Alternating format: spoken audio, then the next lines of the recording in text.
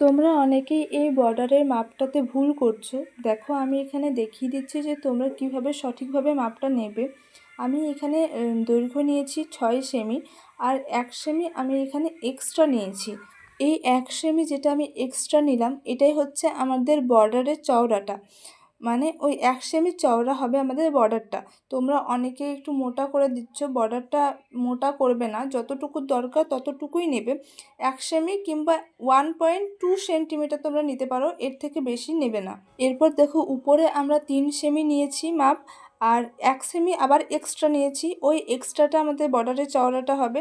তো প্রথমে আমরা 3 সেমি থেকে 6 সেমি একটা প্রোটেক্টর দিয়ে আমরা গোল করে নিলাম, তারপর আবার ওই যে 1 সেমি এক্সট্রা নিয়েছিলাম সেটাও গোল করে নিলাম, তাহলে আমাদের বর্ডারটা কিন্তু বেরিয়ে গেল।